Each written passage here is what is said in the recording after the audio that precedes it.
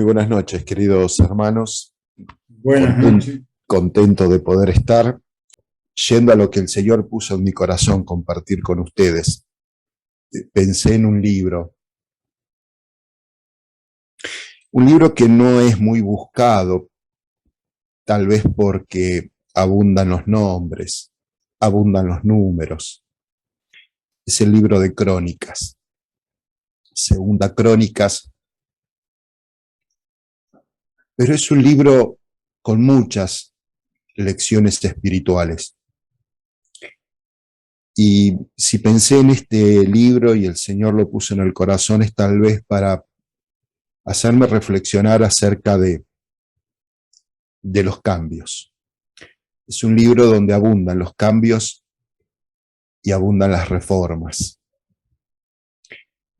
Y para entender un poco este libro, y la idea mía no es hacer un estudio ni extenderme mucho, nosotros sabemos que no todos los reyes que tuvo el pueblo de Israel fueron buenos. Y muchas veces Dios levantaba a los reyes precisamente para poder promover un avivamiento, una renovación espiritual. Al menos así pasó con el Reino del Sur. Hubo reyes, por lo menos 5 reyes que realmente Dios utilizó para traer cambios y reformas pero muy valiosas para el pueblo de Israel. No pasó eso en el reino del norte. Nunca recibieron o experimentaron estas renovaciones, estos cambios espirituales. Ellos tuvieron casi 19 reyes y todos fueron malos. No hubo ni siquiera uno que podamos decir que fue bueno. Judá tuvo más o menos lo mismo, 20 reyes, de los cuales 10 fueron considerados buenos y 5 muy buenos.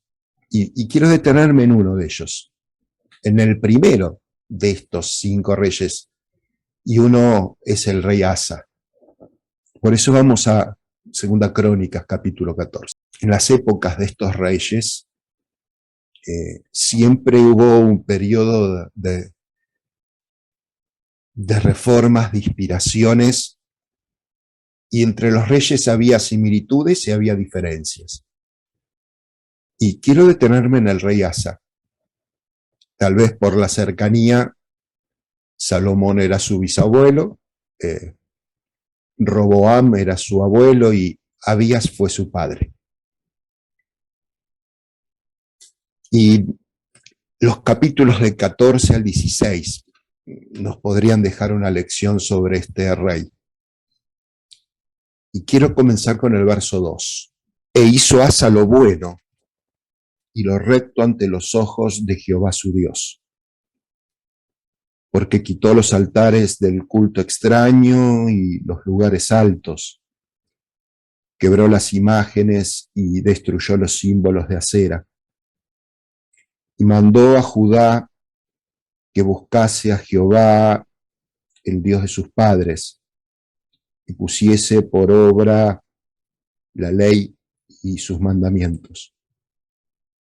Quitó asimismo de todas las ciudades de Judá los lugares altos y las imágenes, y estuvo el reino en paz bajo su reinado.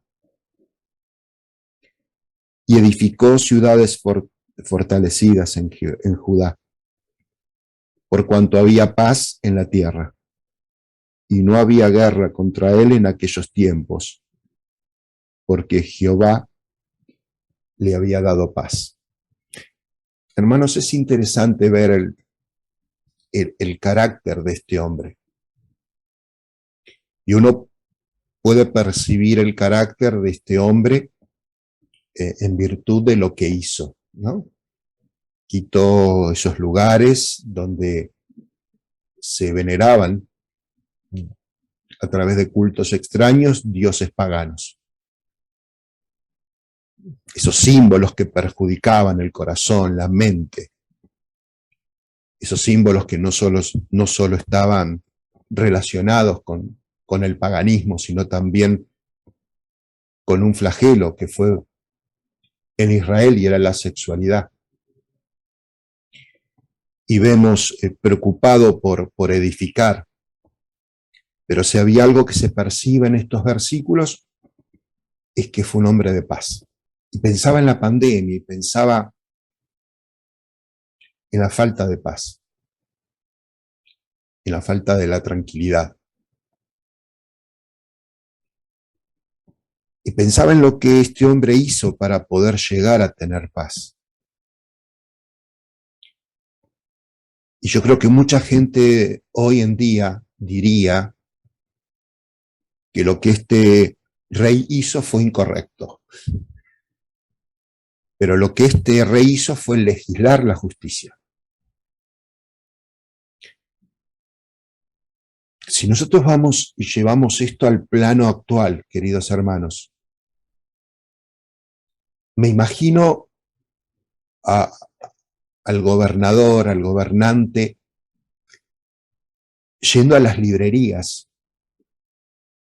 y quitando todo ese material pornográfico que hay en las librerías de los adultos. Me lo imagino entrando a los lugares donde, vendiéndose a través de los masajes, hay descontrol con la sexualidad. Me lo imagino confiscando películas pornográficas, cerrando tal vez cines por sus contenidos. Me imagino un gobernante colocando tras las rejas a los que trafican con la droga. Me imagino un gobernante con el deseo de instaurar la lectura de la Biblia en una escuela, en los hospitales, en los tribunales. Me imagino un rey, un gobernante haciendo oraciones públicas en las plazas. Hermanos, ¿se imaginan algo así en este tiempo? Esto fue lo que hizo Asa. En otras palabras. Ahora bien, hay personas que dirían que la justicia no se puede legislar. Sin embargo, aunque Asa no logró eso, me parece que Asa supo dar un paso en la dirección correcta. Y viendo la historia de Asa, yo pienso en lo que quedó atrás en estos meses de pandemia. Y me pregunto si nosotros supimos tomar decisiones correctas. Pienso mirando los meses atrás cuántos cambios hemos tenido, pero por sobre todas las cosas, hermanos, pienso mirar adelante y pienso en cuántos cambios tendríamos que hacer. Pienso en esta historia y veo a un pueblo descansando bajo su gobernado.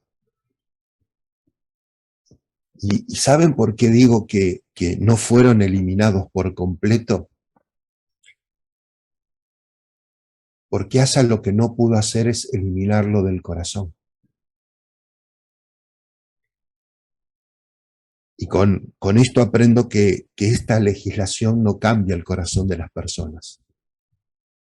El corazón de las personas solamente las puede cambiar Dios. Y si bien Él ayudó a inhibir las manifestaciones del crimen y las deshonras del pueblo y su vergüenza, Dios les concedió un periodo de reposo. Y eso permitió una respiración moral y espiritual. Ahora, el verso 6 dice que Él hizo otra cosa. En tiempos de paz, empezó a fortificarse. aunque la tierra reposaba y no tuvo guerras, él supo entender que tenía que tener muros, que tenía que tener torres, que tenía que tener puertas, que tenía que tener cerrojos. Y qué interesante es que aunque buscaban a Dios, y aunque había paz por todos lados, Dios los prosperó, le permitió que construyeran estas cosas, dando a entender al pueblo que había cosas que solamente podía hacer Dios, pero que, hermanos, hay otras que Dios espera que nosotros tenemos que hacer. Y Asa tenía un ejército, y dice la Escritura, por eso digo, este libro a veces no gusta por los números y los nombres, pero cuando uno lee bien el versículo 7 y el versículo 8, se entera de esos 300.000 que tenía Judá, armados con palos, con lanzas, y tenía otros 80.000 ahí de reservas de la tribu de Benjamín, con escudos, con arcos, con flechas, eran todos valientes. Y uno llegaría hasta acá en la historia y diría, bueno, qué bien, por fin algo bueno. Y hermanos, uno adelanta un par de capítulos en la Biblia, y espero con esto no hacer spoiler. Mi hija Paula siempre me dice que yo hago spoiler. ¿Saben qué es spoiler? Lo digo rápidamente. Es explicar algún aspecto importante de una película, de una novela, de una serie, de un libro, de modo tal que la persona que lo está a punto de leerle, mirar, se sienta molesto por conocer el resultado final. Este término spoiler, ¿no? En español lo suelen llamar destripar,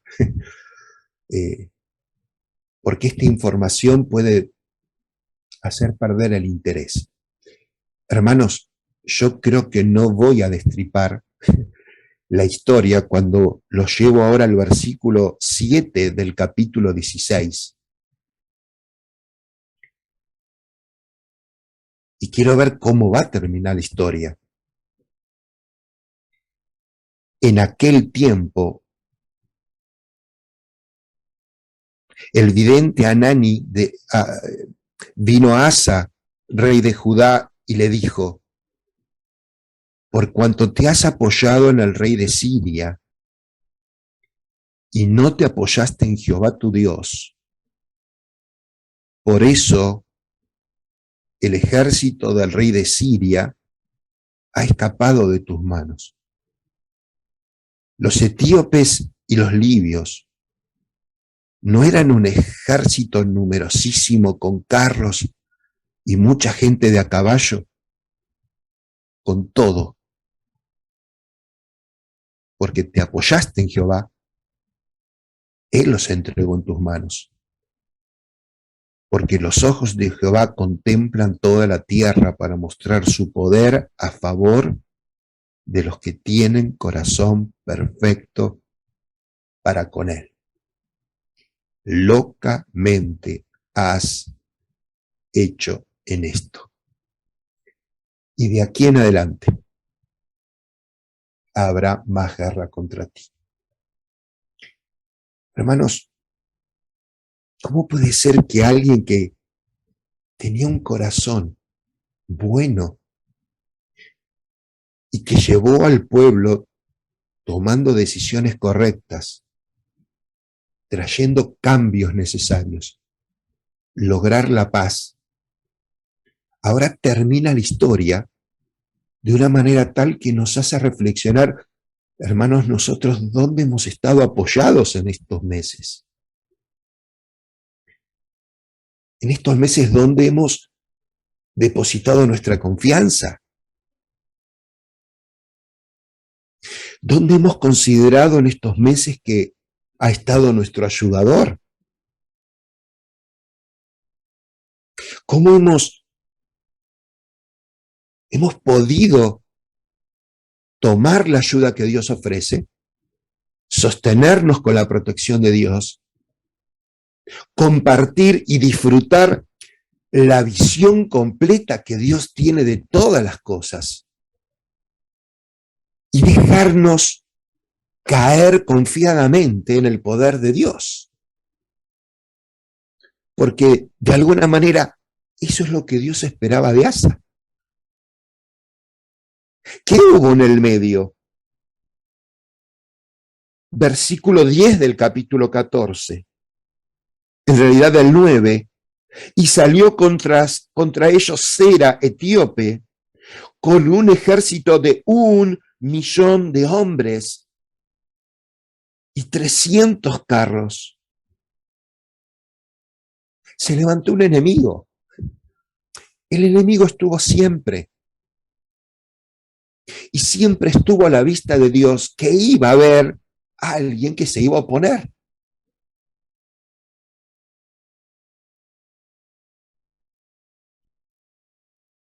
Y cuando supo aparecer este problema,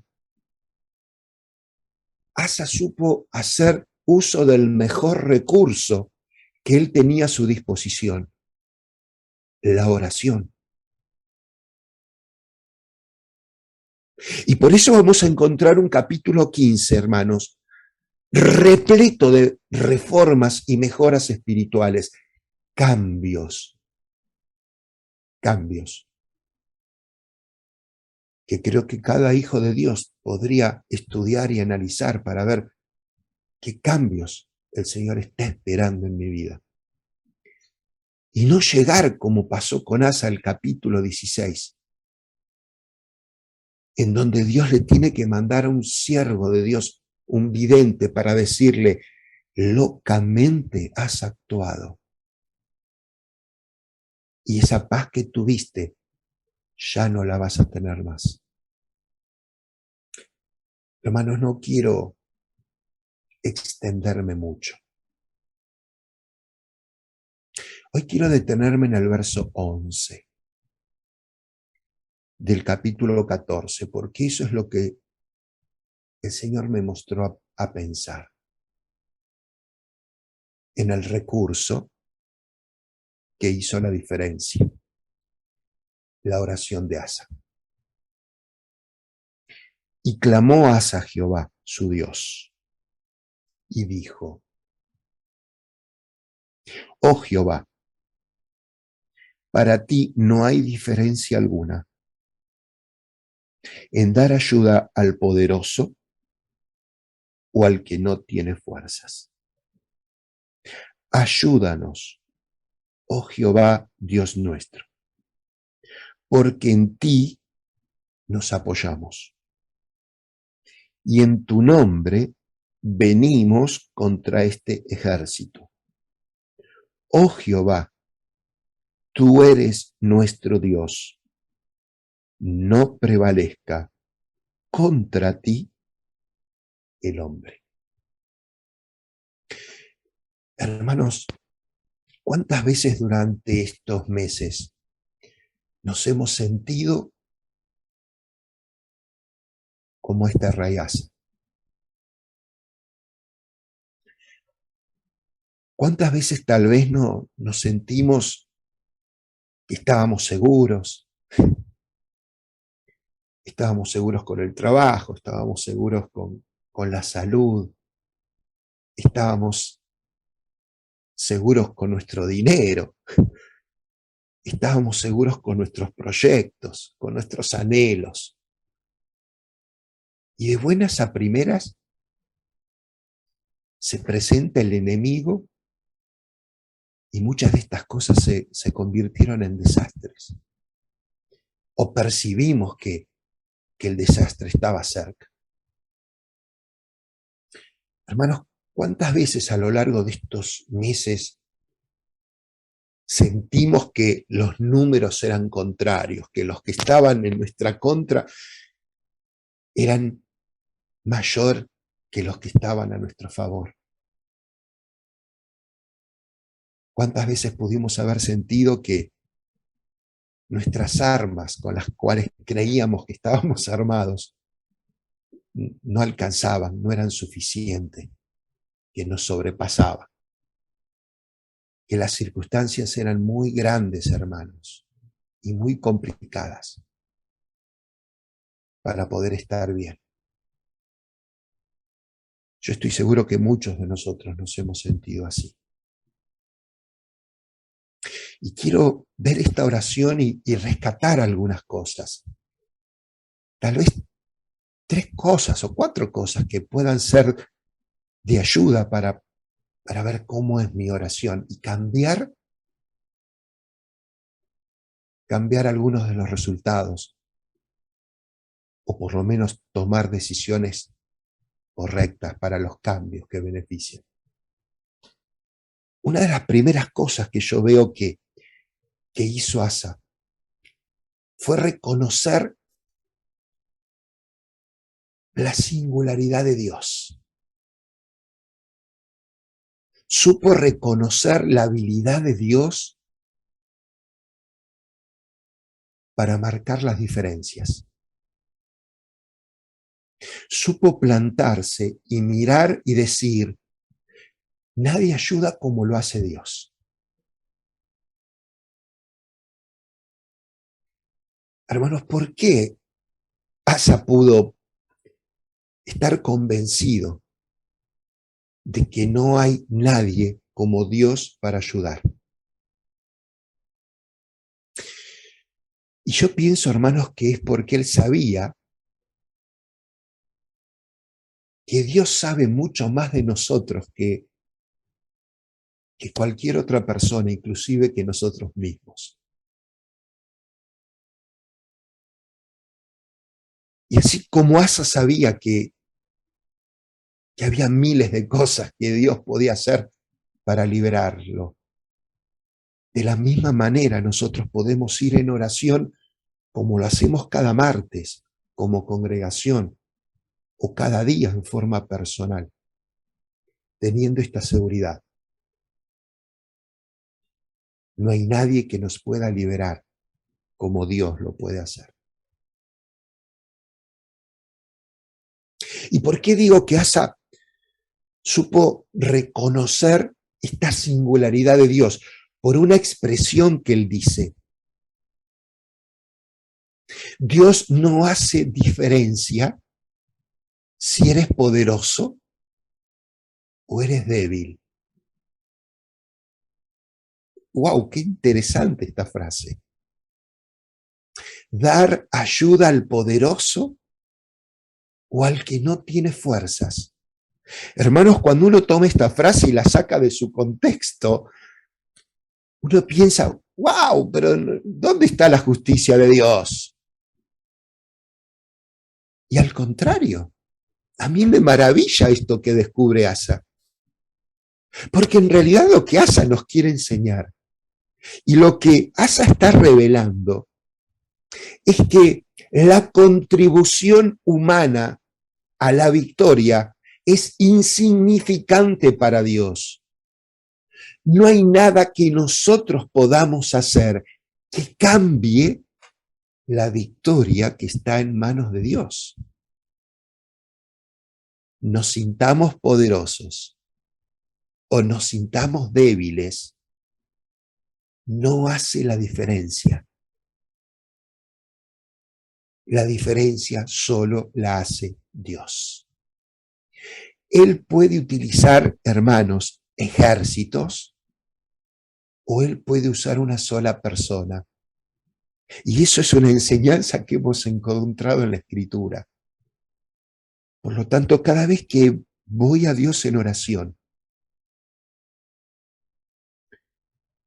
aprendo que sí es importante ir con humildad, pero que nada de lo que yo soy o de lo que yo tengo hace la diferencia. La diferencia la hace mi Dios. Lo segundo que veo que hace Asa es que fue a pedir una ayuda específica. Tenía un problema, tenía una emergencia y se se supo ubicar en una oración concreta. Ayúdanos, Jehová, Dios nuestro, porque en ti nos apoyamos y en tu nombre marchamos contra este ejército. A veces me pregunto, cuando enfrento yo una situación como esta, y cuando a veces digo, qué lástima que tengo tan poco tiempo para orar, me pregunto, ¿cómo es mi oración realmente?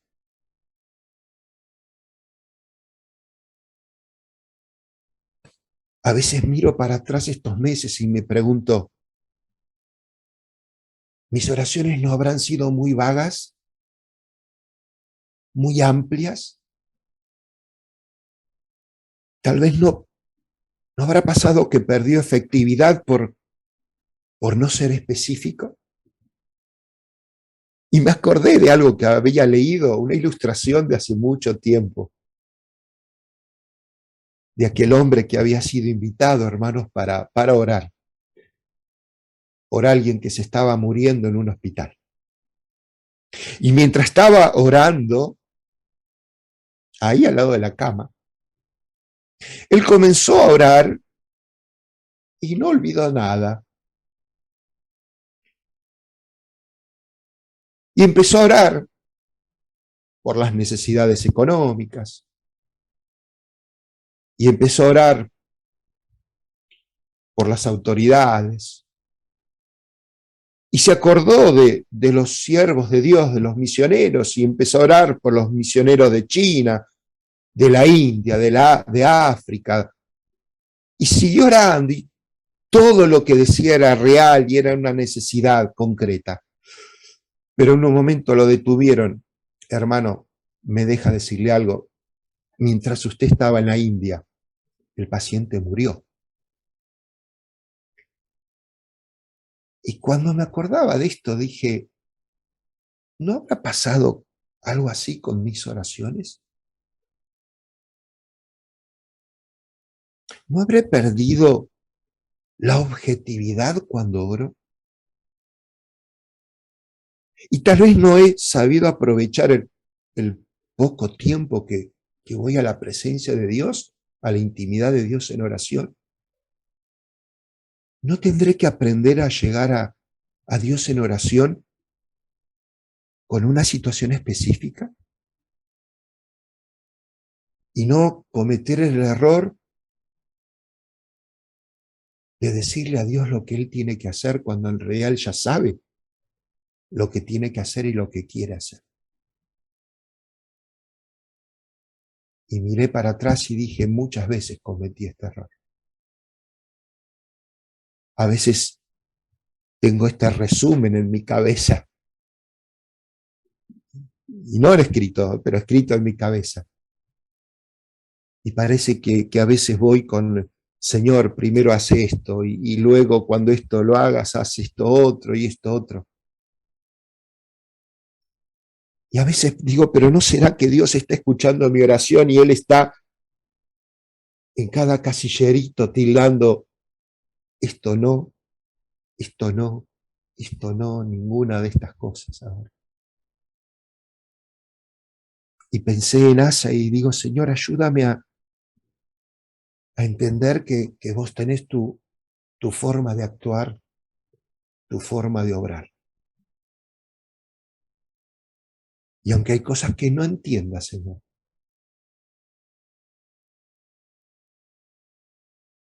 gracias porque Él no va a ceder a lo que nosotros pretendamos. Siempre va a actuar según su soberana voluntad y eterno propósito. Y a veces, hermanos, esto es lo que nos hace enojar o enfadar, o desanimar, o desalentar, o dudar. Y qué bueno que Asa fue muy concreto. Y vio una tercera característica para ir terminando. Asa supo plantear en su oración una clara relación que él tenía establecida con Dios. Jehová, tú eres nuestro Dios.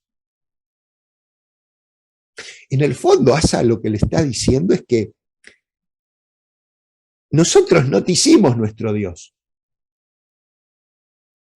Tú nos elegiste a nosotros. Y el entender lo que Dios hizo por nosotros en la persona de Jesucristo.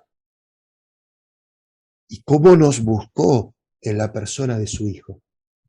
Y cómo nos salvó en Él, nos redimió, nos limpió. Nos hizo aptos para estar en comunión plena con Dios. Cómo nos posicionó en Cristo y juntamente con Cristo nos ha dado todas las cosas. Qué interesante que lleguemos a orar al Señor entendiendo que Él creó la relación y que somos sus hijos porque Él nos hizo sus hijos. Y por lo tanto, si hay una batalla que nosotros perdemos, Él pierde. Y en ese terreno entramos cuando vamos en oración. Señor, nada nos va a pasar fuera de lo que tú quieres que nos pase. Y el rey clama. Y el rey ora. Pero el rey afirma, cualquiera sea el resultado, es el resultado de mi Dios. Hermanos, creo que somos invitados cada vez que nos acercamos a Él a orar con audacia y a orar con fe. Con la promesa que nos da su palabra, que siempre vamos a encontrar misericordia y gracia. ¿Qué quiere decir? Que siempre Él nos va a dar no lo que merecemos, mejor, porque no merecemos nada. Siempre nos va a dar más y nos va a dar abundancia. Y siempre lo que nos va a dar es bueno. Cuando uno va a los versículos del 12 al 14, hermanos, yo creo que después de una oración así tiene que haber resultados. Y los invito a que lo vean en sus casas, porque hay victoria, hay liberación, hay una recompensa. Y hasta hay en el verso 14 una influencia hacia aquellos pueblos que estaban en su entorno. Y yo digo, yo quiero esto para mi vida. Indudablemente tengo que cambiar mi oración. Ahora, una persona que la tuvo tan clara y que supo buscar esto cuando salió a enfrentarlo un ejército de millones. ¿Qué es lo que le pasó en el capítulo 16 cuando hace alianza con un rey, con otro pueblo que tenía menor poderío? Dios se lo dijo, locamente has actuado. Qué insensatez, qué imprudencia. Cómo se dejó llevar por la carnalidad y por el corazón. Supo hacer lo recto, pero no supo mantenerlo hasta el fin.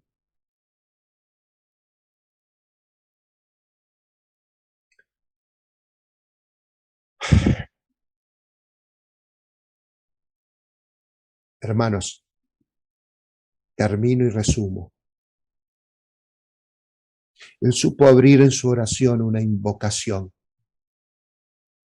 una instancia. Y yo le pido al Señor que siempre sepamos llevar en nuestras oraciones y postular el atributo de Dios. Y exaltar el nombre de Dios y glorificar el nombre de Dios. Y que si hay una invocación repetida, que sea como la del remo de un bote. Porque repite el movimiento, pero siempre es distinto. Y siempre avanza. Que haya una petición clara y definida en nuestras oraciones. No que por hacer una oración tan universal perdamos de vista ese objetivo por el cual el Espíritu Santo nos movió a clamar, a postrarnos delante del Señor. Ayúdanos, ayúdanos, que no perdamos la oportunidad de pedir la ayuda. Pero al mismo tiempo, tener esa confianza en la dependencia. Señor, descansamos en ti, en tu nombre, en tu poder, en tu conocimiento, en tu soberana voluntad. Sostener las oraciones y luego dejarlas en el trono de la gracia, sabiendo que es el mejor lugar. Hermanos, que tal vez la historia de Asa nos ayude a pensar y a reflexionar cómo son nuestras oraciones en cuanto a lo que conocemos de Dios, de su carácter, de sus promesas, de sus formas de actuar.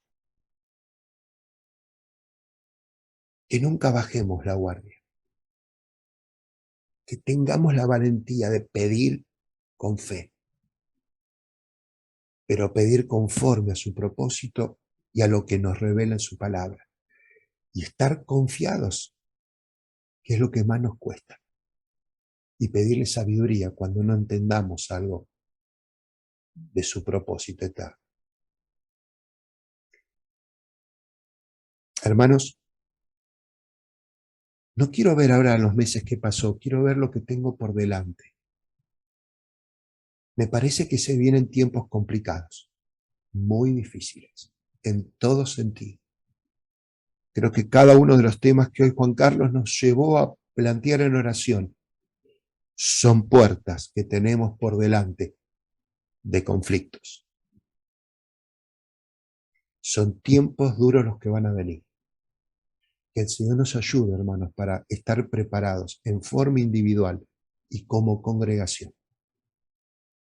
para que el nombre del Señor esté en alto y podamos ser de ayuda y de bendición para los demás. Oramos. Padre amado, queremos darte gracias,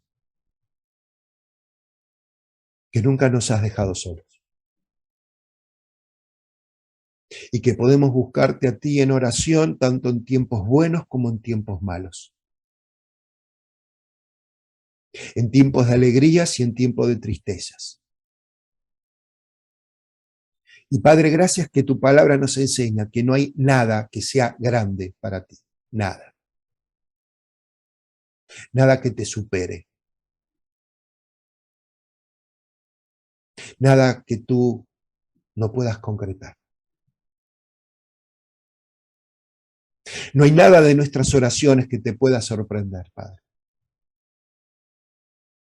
Pero ayúdanos a buscarte más en tu palabra y a conocerte más para que nuestras oraciones se ajusten a la guía de tu Santo Espíritu.